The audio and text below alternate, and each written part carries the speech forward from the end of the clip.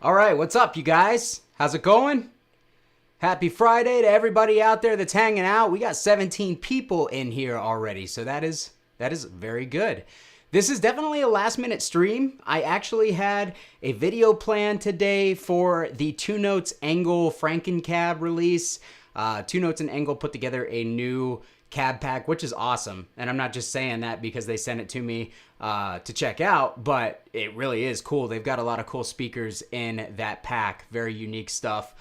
But I had a whole bunch of rendering issues. It kept rendering at really low quality. So we're going to bump that till tomorrow. And yeah, like the thumbnail says, we're going to check out my ESP and LTD guitar collection because I have been on a bit of an ESP LTD guitar kick lately and kind of have fallen in love with them all over again, especially the LTD stuff. And I'll get into that, I'll get into why very shortly. But how's it going, guys? We got Andy Bunger. What's up, man? Andy, you're here like every time. Robbie Timms, you too. Istvan, that's awesome, man. You guys are literally here for every stream. You have no idea how much I appreciate that. So glad to see you guys hanging out on a Friday afternoon. And yeah, hope everybody is having a good Friday. Carlos, oh yeah, man, you've been away for quite a while, man. What? Did I do something wrong? Was it me or was it just you? Hard not to. Hard not to what? What's up, Atomic Punk? My camera's in the way. I gotta fix this. Give me a second, guys.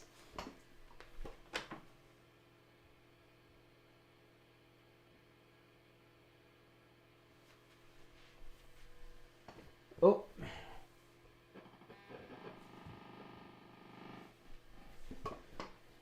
All right, there we go. Now I can actually read everything. But yeah, all right. We got 31 people in here. Guys, if you're into more guitar-related content and you're into this live stream and the live streams that I do here in general, do me a huge favor and hit that like button. Woo! I'm already stumbling over my words today. But yeah, do me a favor, hit that like button. We got a couple amps set up here. We're going through the traditional Mesa 4x12 cab, of course.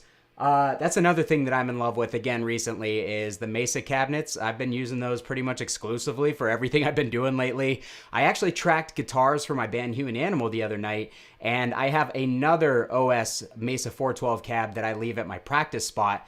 Got it for a really good deal because it was all spray painted and stuff when I bought it, and I managed to clean it up most of the way. And dude, we tracked with that cab and good Lord, did that thing sound awesome. I'm really excited. I'm going to make a video showing my portion of guitar tracking where I'm going to set up my KHE amp switcher. I'm going to kind of audition some different amps and some different cabs and show you guys how I go about getting my guitar tones as well. So that's another video that we're going to do here soon. What ended up happening with the MKH Epiphone? Nothing. It's still here. I just haven't. Guys, one thing about being a YouTuber, I guess, especially once your channel starts to catch on, is you start getting a lot of really cool opportunities. And I recently have gotten a lot of really cool opportunities. But what that means is a lot of the time when I get gear and I reveal it to you guys, sometimes that's 2-3 weeks down the pipeline before I can actually get around to not only just filming the content, but getting it edited and getting it posted. Sometimes, sometimes a month, sometimes longer. So the MKH Epiphone is sitting over here. I was actually playing it yesterday for quite a while and really enjoying it. It's a really good guitar. I'm really excited to make that review as well. But I broke a string. So I was actually going to try to set up and do the video for it today, but I broke a string. So we're going to save that for later. I'm just going to go ahead and restring the whole thing because it comes with Ernie Ball strings on it, and I personally prefer D'Addario strings. So, cabs years. My traditional is a 1999. I have a slant straight oversized cab that is a 2003, and honestly, I don't know what year the other one is. I really don't. I'm not sure what year it was made. I never checked. I just know that I got it from Guitar Center for like $3.99, I think, because somebody had spray painted 666 on the grill and had also spray painted the logo green, and it was really dirty. But once I cleaned it up and kind of used some paint thinner on some of the spray paint to get everything off, it looks really clean. So I got a really good deal on that one. Haven't checked the years on it yet, though. So that's something that I need to do in the future as well. Am I going to get the chug pedal from Ola? Yes, I ordered one today, actually. So I ordered the chug pedal. I am actually staring at 2 new pedals that are going to be released next week. And I'm really excited to share those with you guys because both of those are really exciting. I can't tell you what they are yet, but lots of really cool stuff coming up on the channel. Lots of companies are releasing cool stuff in the near future here as well. So I got some WGS speakers, the Dusty Waring WGS speakers. They were nice enough to send those over to me with the Jeff Loomis drive because All Pedal and WGS are kind of the same company, if you guys didn't know that. But so yeah, I'm going to be doing a video on those Dusty Waring DW75 warehouse guitar speakers. And one really cool thing that I get to tell you guys about is I am actually going to Sweetwater's facility. They reached out and asked me if I could come out for a few days in order to film some content at the Sweetwater Studios. So they're literally flying me out, putting me in a hotel. I'm literally giddy with excitement and just anticipation. Like it's crazy. It's crazy the opportunities that I'm getting. I also, on top of being partnered with Sweetwater, not only through my affiliate links and stuff, but I just got a new affiliate partnership with Zounds as well. So Zounds will be able to send me basically whatever gear I want in order to get it on the channel. And so yeah, if you guys are looking for particular items, especially new releases and stuff, I'm going to work with both Sweetwater and Zounds in order to bring you guys as much content as I can on the stuff that you want to see. So it's a really exciting time for me, especially because the summer was really slow for the channel. And even now, like I've been getting good views, like my views are up, but my new subscribers are down. I've only gotten about 550 new subscribers in the last month, which is low. Usually I'm closer to 800 to 1,000. But my views are up. So you guys are watching the videos regardless, and I think that that's really cool. Over the summer, like I said, things were slow. I wasn't really filming. I was kind of focusing on other stuff. But now that I'm kind of back into the swing of things, it's very cool, and I'm very excited. I'm also working with Boutique Amp Distribution as well. They're going to send me some Synergy stuff as well as some new stuff that they have coming out that I can't reveal to you guys yet. So lots of exciting stuff. IK Multimedia reached out to me in order to check out the Tonex stuff. So yeah, man, it's a really exciting time for the belligerent amateurs here. Yeah, I know. Toman's another one that I want to go after on my own. So Sweetwater, Fluff got me hooked up with Sweetwater, so I'm forever grateful to Fluff. Among many other things that he's helped me with, Fluff has been incredible. And Aguefish, actually, him and I have talked in private about a few things, but we've never really, I kind of got him hooked up with Peavy. He's supposed to get me hooked up with Harley Benton at some point, but apparently they're pretty hard to get a hold of. But Zounds reached out to me on their own, like I completely unprompted. So did Boutique Amp Distribution. So really cool stuff when companies are coming to you because they want to put stuff on your channel. It just shows that, I feel like I'm doing things relatively right. There's so many things that I feel like I could be doing better every day, and I'm working towards it, and I hope that you guys see that. But yeah, just the things that are coming to the channel right now are really, really exciting. So Thoman or Thoman, however you pronounce it, I would love to get hooked up with them as well. Maybe I'll go reach out to them after this stream or something like that and see if there's not something that we can't do for all of you European weirdos out there. So, all right, guys, with that being said, let me adjust this.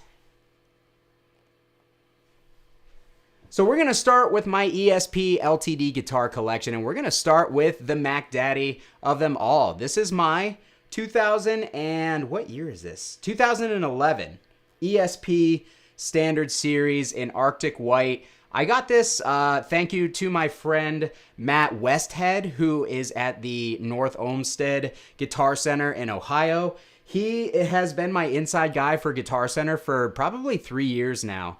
And he has helped me out with a lot of stuff. He gives me heads up.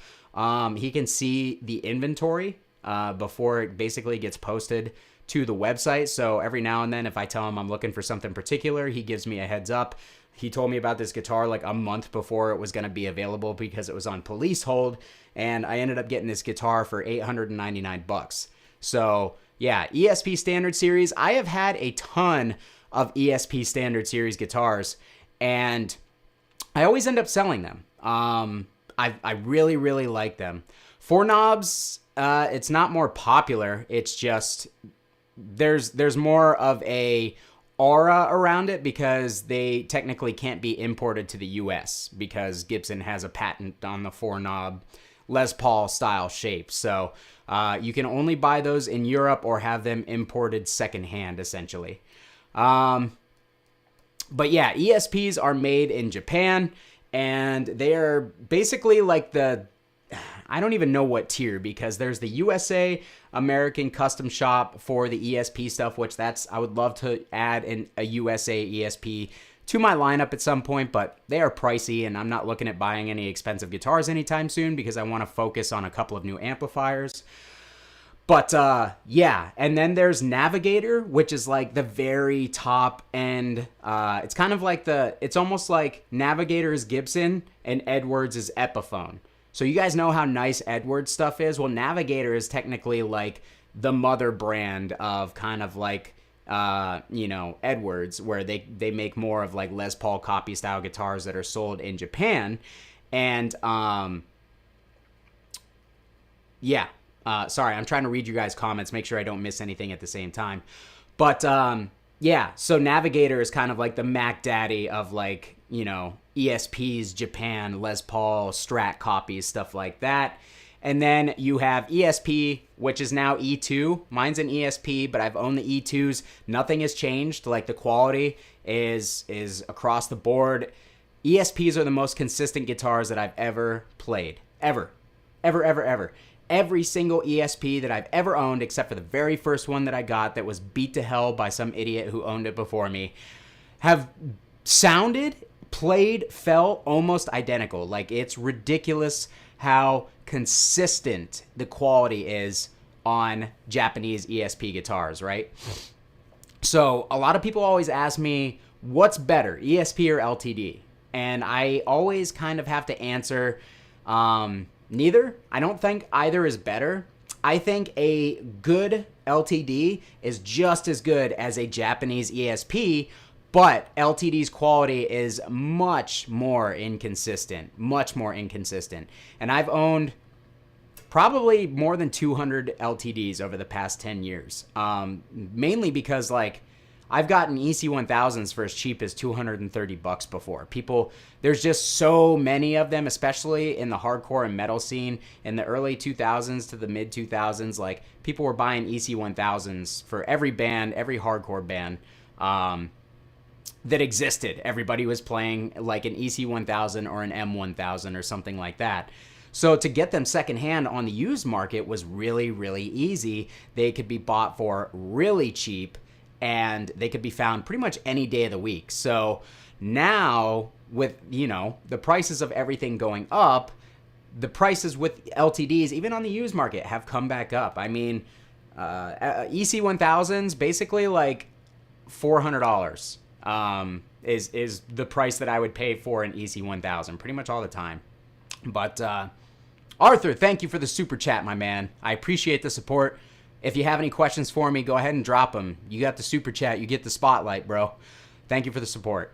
But yeah, now the prices have come up quite significantly to the point where even some of the EC-400s, 401s, those sell for $550 to $600 all day on the used market, especially the newer models. I have the EC-401 Stealth with the Fishman Fluence, and that one, I put it up for $550, and I had a bunch of people who were ready to buy it, and, in typical musician fashion, all of them flaked, but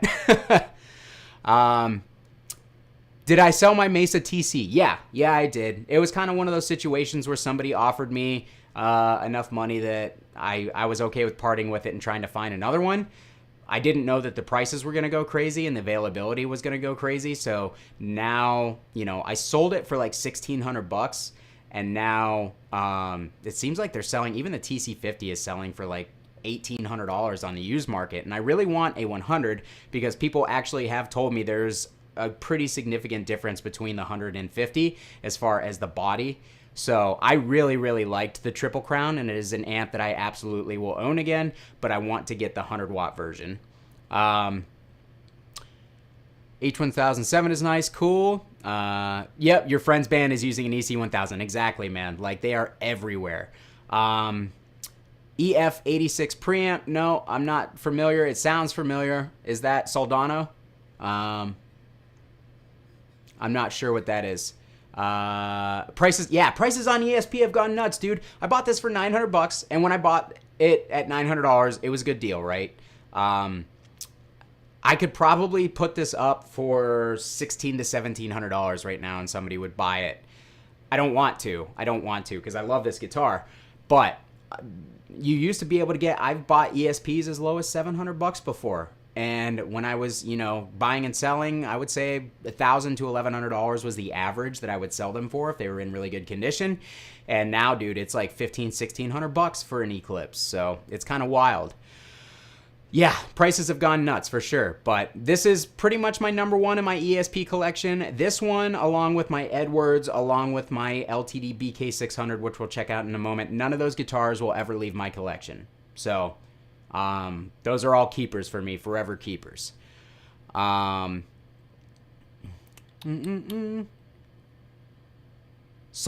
is a 12AX7. That's a tube type, bro. EF86 I thought was a preamp model. If you're asking about EF86 tubes, I don't know what those are. What's up, Brent? Brent Bata in the house. ESP Eclipse is way thinner than a Gibson Custom.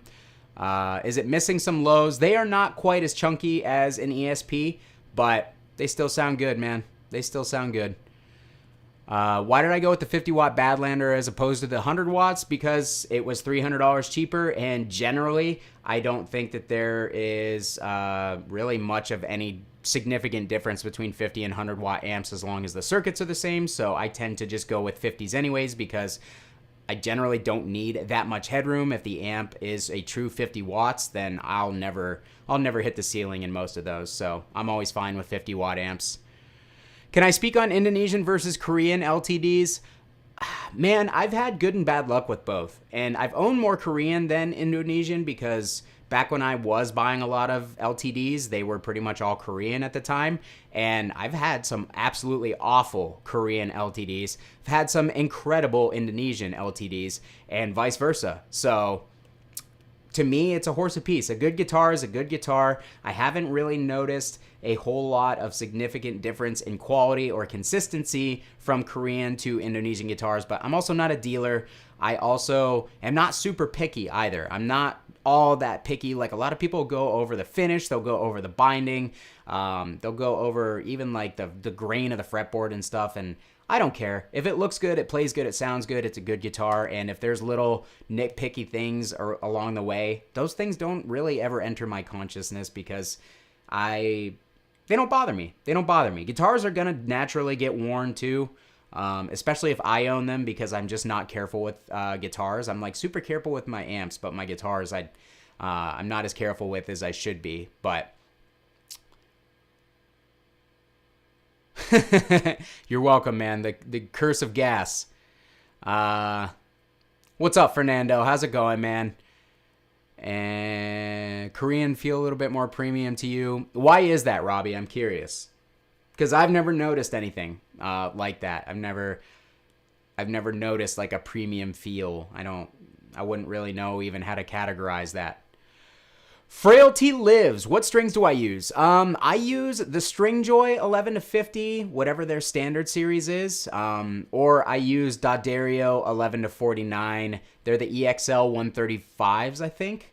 And if I'm in standard tuning, especially if I'm on a 25.5-inch scale guitar, it's those EXL 135s, the 11 to 49. If I am on a shorter scale, like a 24.75, like this or a Les Paul, sometimes I'll bump up to 11 to 50 or even 11 to 52. It depends on the guitar because certain guitars, even with the same scale length, have different feels to them. So Exactly, Carlos. They are tools.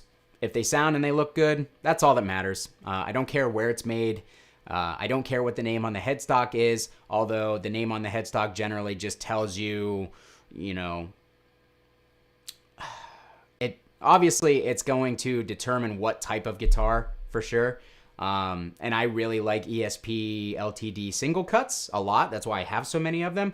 But generally, like, if I found a great Harley Benton, I would have no problem playing that in front of people, playing it on the channel, anything like that. Because I don't care about the name on the headstock. I just care about how good it sounds and plays. And I also love Gibson guitars. And that's because generally Gibson guitars for me play and feel better, but I've had tons of Gibson guitars where I wanted to love them and I didn't at all, so I sold them. So again, it doesn't matter the name on the headstock. It's just got to be a good guitar. I know that the Badlander is used by Mark Morton from Lamb of God. Cool. Yeah. He used Marks for a long time, and then they used the Royal Atlantic for a little bit, and I guess now they're using these. I thought they were using the Triple Crown as well. I prefer tunematic bridges. Yes, by far and away, I prefer tunematic bridges, and it's just because of the feel. So not only do I like the feel under my hand for palm mutes and stuff, sorry, but I like it when the strings are raised up off the body. This is something that I have personally noticed. When the strings are raised up a little bit more off the body, it gives a little bit more of a resonance to the vibration. Like the strings vibrate differently because they're not just sitting along the body the entire way down. You know, you can get into the argument of tone, wood, and construction. A lot of people think that it doesn't matter. A lot of people think that it does. In my experience with it, when I play a guitar with the strings that are extremely close to the body, they just don't feel as fat and as lively and as punchy to me. That's just been my experience, and that's pretty much across the board. Like, I have a few guitars with hip shot bridges in them, and I generally just tend to not like them because the flat feel is a little harder for me to palm mute, and also I feel like the strings just give, you know, they vibrate a little bit more on a guitar where they're raised up off the body a little bit.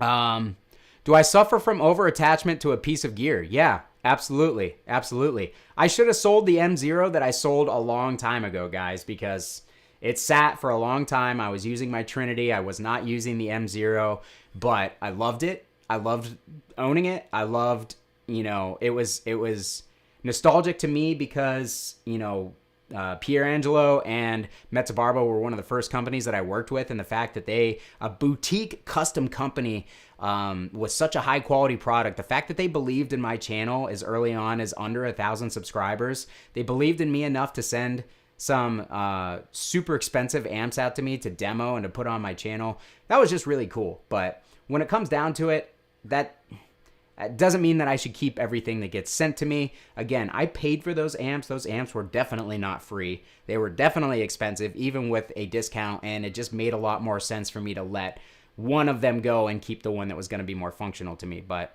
that is, yeah. Parting with gear is tough for me, but I've only got until about 3:45. So do you guys want to hear these guitars? Because we've got 12 guitars to get through, and I want to kind of give you a little taste of each one. 4-knob ESPs have not been available in Europe for ages. Okay, I didn't know that, honestly. The 3-knob change was made in the US, and as in Europe, you can always import Edwards and Navigators with 4 knobs from Japan. Okay, guys, so I'm going to tell you right now. Number one, if you guys see good deals on LTDs or ESPs, especially the Eclipse style, because that's the style that I'm most attached to, please send them my way. I'm currently trying to collect some of the older models for sure. So if you guys see something cool and it's a good deal, let me know.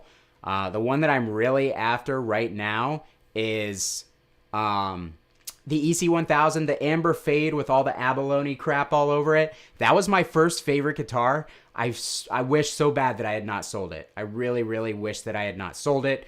That was the guitar that introduced me to passive pickups. That was the guitar that introduced me to the Duncan JB, which to this day is still one of my favorite pickups. And I want another one in my life, man. I really, really want another amber fade LTD EC-1000 with the abalone and the Duncan JB 5.9 pickups, because Huge nostalgia thing for me, and I still think they look cool. Even with the gaudy abalone all over them, I still think that they look cool, and I would love to own another one. So yeah, let's hear this guitar real quick, and then I'll move over to the Edwards. We'll start just kind of going through them a little bit.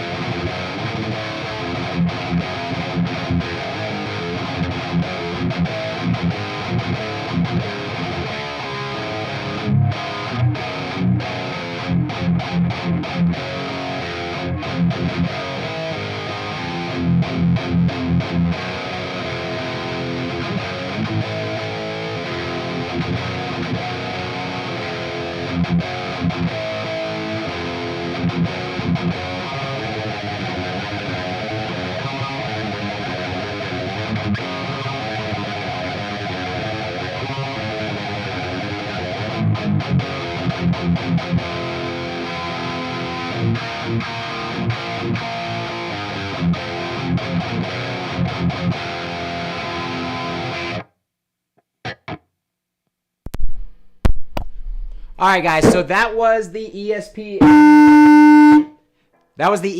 Eclipse Standard Series. This has the EMG Retroactive Hot 70s, I believe that they are.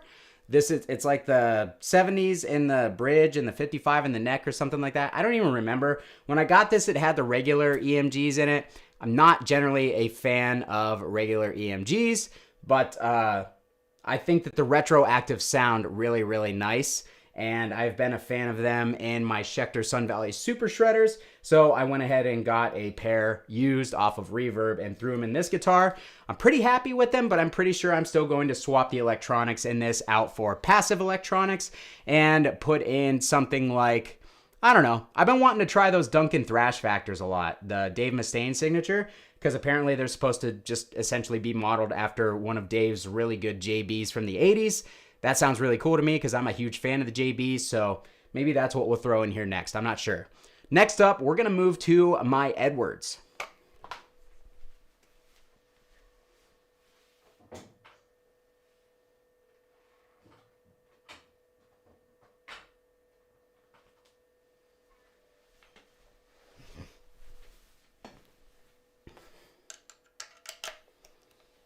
All right, guys, so I have my Edwards here.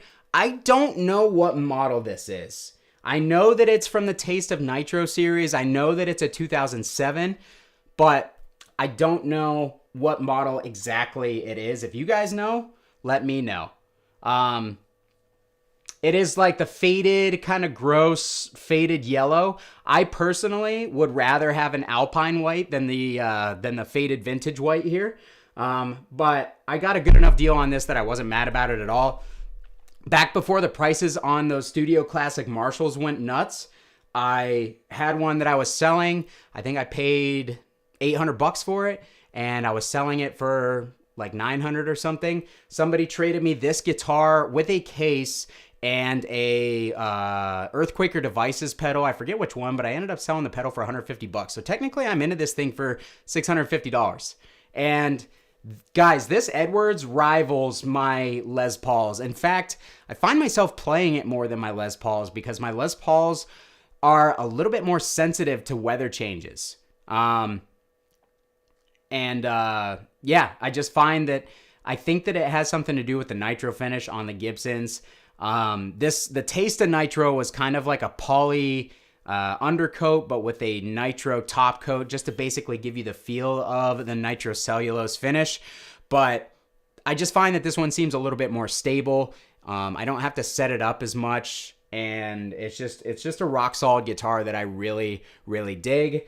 When I got it, there was a Seymour Duncan, what was it? It was the Pearly Gates pickup, which sounded really, really good, but I wanted something a little bit more aggressive in it, and I had a gold lace dissonant aggressor, which is the Bill Kelleher signature model, laying around, so I went ahead and threw it in this guitar, And yeah, you guys have seen me use this guitar quite a few times, and I really, really dig it. So Edwards ELP 113 LTC.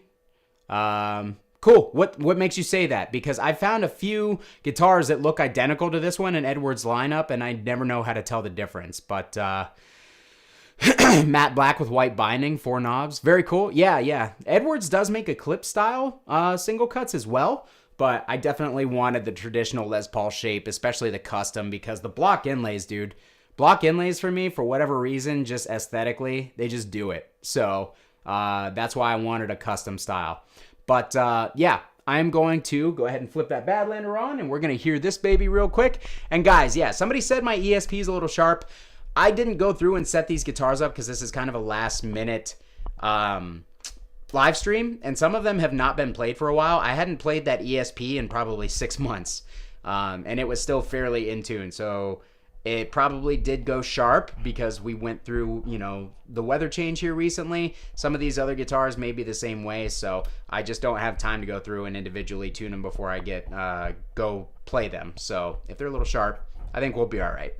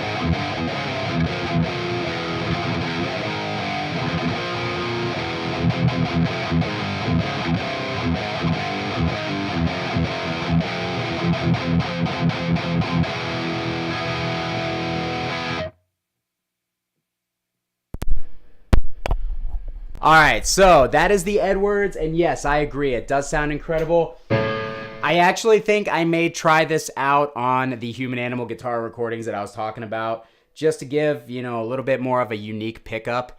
The Dissonant Aggressor, it's now called the De-Agitator because Bill Kelleher left Lace Pickups. But yeah, the Dissonant Aggressor, De-Agitator, one of my favorite pickups. I have it in 3 different guitars, including another one of my LTDs, which is the guitar that introduced me to it, which is the one that we'll check out now.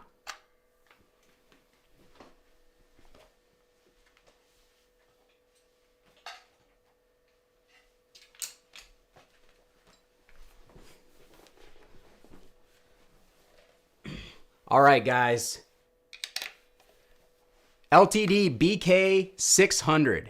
This is one of the absolute coolest looking guitars, in my opinion. I love the way that this thing looks. I'm actually going to adjust this camera again. But yeah, LTD BK-600. The matte green, kind of silver burst finish, the army green. So cool, dude. These guitars are so rad. And I went through a few of these because I got a couple that I wasn't in love with. And then I got this one and it was just over. Like, it was just so good. But yeah, this guitar sounds awesome, plays really well. This is the guitar that I took to Europe with me when my band went over in 2019. I wanted to take a Gibson, but I just kind of, again, on the road, I have a little bit more faith in poly-finished guitars because they tend to not react to the weather as badly. The nitro finish on the Gibsons is just a little softer, and if you don't have a dedicated guitar tech, which we don't, we're a very small-time band, you know, I just want a guitar that's going to be solid because I don't want to have to set it up again every night before I play. So, there is no piezo on the Bill Kelleher, unless they added it sometime, but not that I'm aware of. Yes, hit the like button if you would, please. We had over 100 people in here not that long ago, and we only got 40 likes. So if you guys like this live stream content, if you like the guitar collection type stuff, or if you just want to help me out because you're feeling generous today, hit that like button. I would really appreciate it because it does get this live stream into more people's feeds after it's over, and that helps me. So this one is definitely going to need tune, because I've not played it in a long time. This one's going to be a little sharp too. But yeah, this one has the same pickup that we just heard in the Edwards, so I'm going to go ahead and plug it in.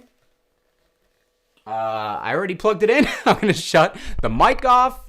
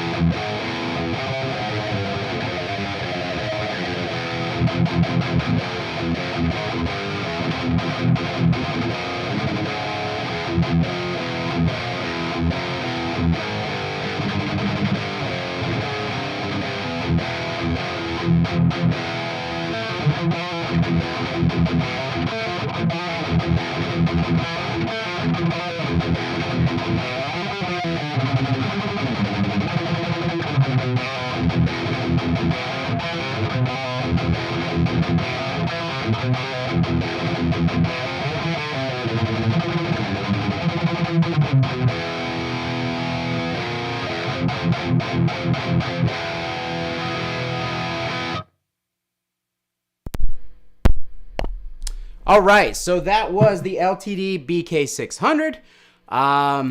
Yeah, it sounds incredible. It's a little less bitey, a little less clear than the Edwards, but it's got a little bit more of a low-end punch to it. I think they both sound awesome. They both play awesome. They're both full thickness. That's another thing I love about the BK. It's got the full thickness. And, you know, if you are capable of playing leads, which I am not, this one has the nice neck carve on the back that is on pretty much all the newer ESP LTD guitars. So, yeah. 1999 is the year of this cab. Cesar, if you want to send me a tuner and a bigger pedal board, feel free. Then I'll institute it. But for now, no. Tuners are lame. They're not fun. Boosts are fun.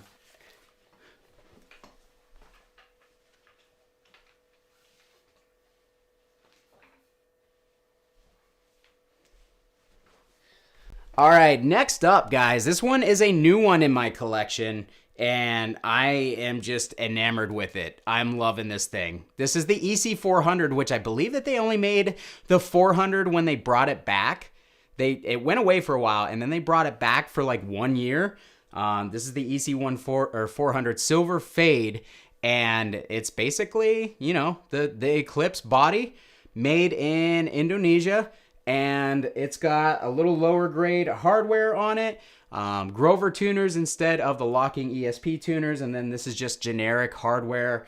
I swapped out the EMGs for a pair of Fishman Fluence Classics, and they sound pretty good. They're a little bright, so I'm gonna hit the high. I'm gonna put the high frequency tilt thing on the bridge pickup when I get some time. But yeah, it's almost hard to look at in a cool way. I don't know what that means. But yeah, this guitar plays very, very good, and even with the EMGs in it, when I had the EMGs in it, it sounded really good. So.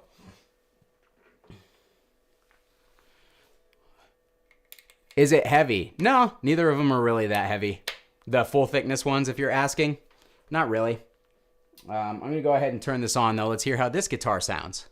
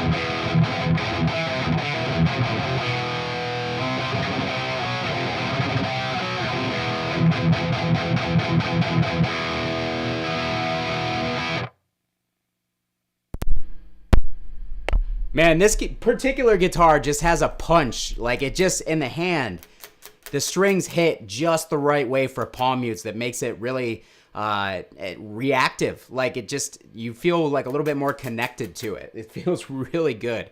I really like this guitar. I bought this one off Guitar Center for $3.99 a few weeks ago. Actually, it's pretty new to my collection, and it's going to stay. It is absolutely going to stay. I may experiment with the pickups a little bit more. I'm not 100% sure what I'm going to do yet, but these classics do sound good in here, and I like the way they look with the silver fade too, so probably going to stay. It sounds really good. Yeah, I agree, Dalton. It's got a really nice tone to it for sure. How do the classics compare to the Fluence what, Colby? The Fluence is kind of like the brand. There's all sorts of different Fluence. These are technically Fluence. I'm gonna assume that you mean the moderns, and the classics are much lower output. They overall have less of a like upper mid quackiness to them. They sound a little bit more like a hot PAF style pickup. So.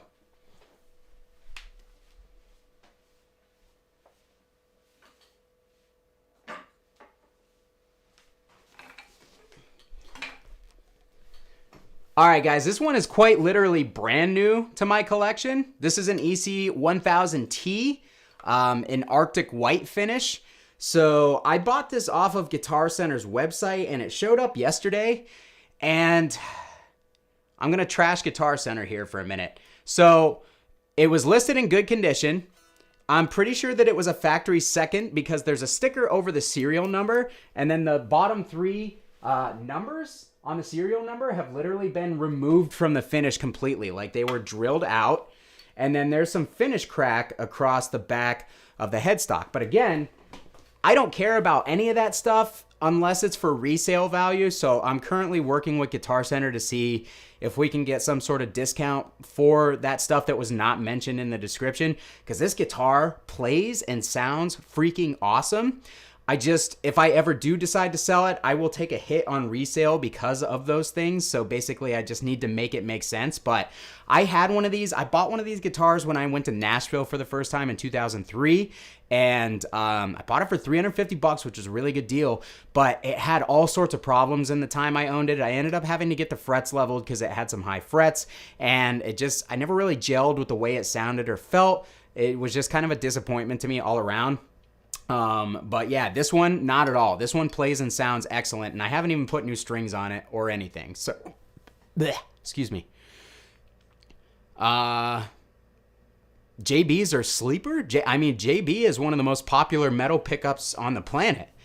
I wouldn't call it a sleeper. It's one of the most well-known pickups out there.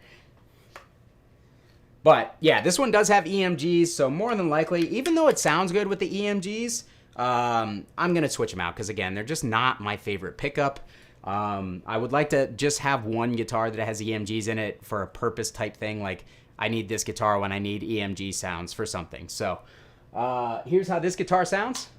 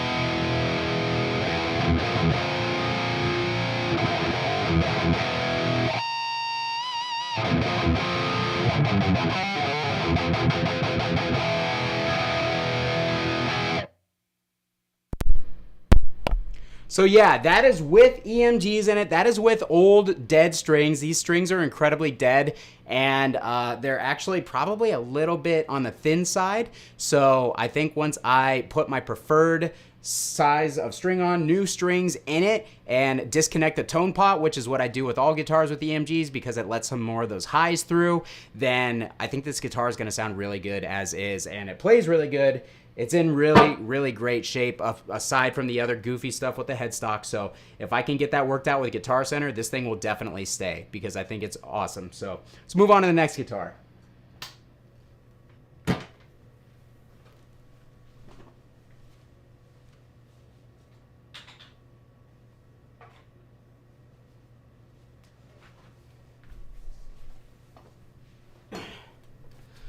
All right, guys. This LTD Phoenix, this is a Phoenix 200. This is a low-level model, technically. This might be one of my favorite LTD guitars that I've ever played. The cool thing about the Phoenix 200 is it is a legit all maple neck-through guitar. Like, you can see on the back that the neck goes all the way through the guitar. So a complete neck-through guitar on a 200 series is just insane. And these things sold for like $700 new, I think. This one plays really well, and I played it on a live stream last week, and I'm like, wow, these EMG pickups, or these stock LTD pickups sound surprisingly good. Maybe a little bit muddy, but it also had the old strings on it at the same time. I pulled the pickups when I changed the strings, and someone put Duncan Distortion in the bridge and a Gibson Burstbucker in the neck. So I bought this guitar for $299 off Guitar Center. It's in mint condition. And I got upgraded pickups with it for free that nobody even knew was in it. So yeah, this guitar is probably going to be a guitar that I play a lot, especially on upcoming videos, because I'm really, really enjoying it so far. Again, Duncan Distortion in the bridge, you guys know that's my go-to pickup in my Balaguer Typhon, which is my #1 guitar. So it was really, really cool to see that when I opened the guitar up. I was not expecting it at all. Let's hear how it sounds.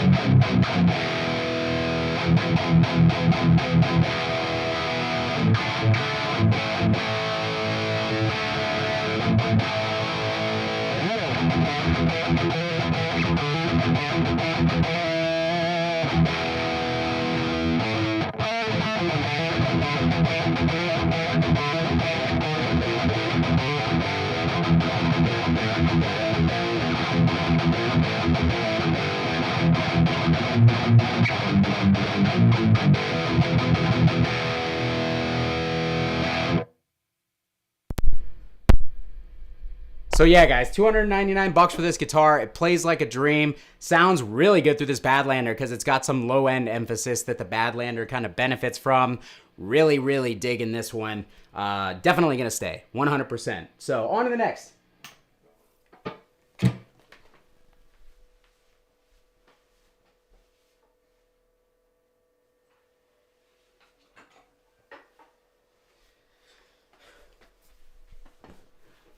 If you guys are friends with me on Facebook, you will know I really wanted one of these LTD Phoenix black metals really, really badly. Like, I want one of these so bad for myself.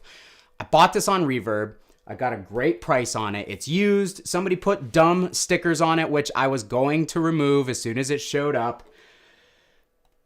The seller packed it like an idiot. The guitar was flopping around inside the box, and it came with that finished chunk taken out of it right there. So at this point, yeah, I'm really bummed. I'm really, really bummed. I know it's silly. It's just a little spot. I'm going to essentially, I'm going to fix it, I think. And it depends, because now the guy won't get back to me. He's like, we'll make it right. Well, now he's not replying to my messages, which means I'm probably going to have to open a Reverb case against him. I'm going to have this repaired. I don't care if it's like perfect. I don't need it to be perfect. I just need it to not look like a total eyesore. And if he refunds me enough to cover basically the loss of value that it's going to have, because it's going to have a little refinish down here, I will keep it, because I wanted one of these so bad. I had the Arctic metal for a while, and I liked the Arctic metal, but man, just the satin black stuff and all black Firebird style guitar, this is so mean, dude. It looks so cool. So yeah, I'm not even going to play this one yet because it's got super fat, old, like really dead strings on it. I don't want to touch it until the guy gets back to me and I know what we're going to do. Because if he refunds me a little bit, I'm going to have this repaired, and I'm going to keep the guitar, set it up, clean it up, because the fretboard is absolutely disgusting, and it'll be a guitar that stays in my arsenal. But otherwise, if he doesn't want to work with me to get the guitar repaired and cover the loss of value on the guitar due to having the damage, then I am not going to keep it. So we're just going to move on from this one. But just know, I was super, super close to owning this guitar that I've had my eye on for almost 3 years now.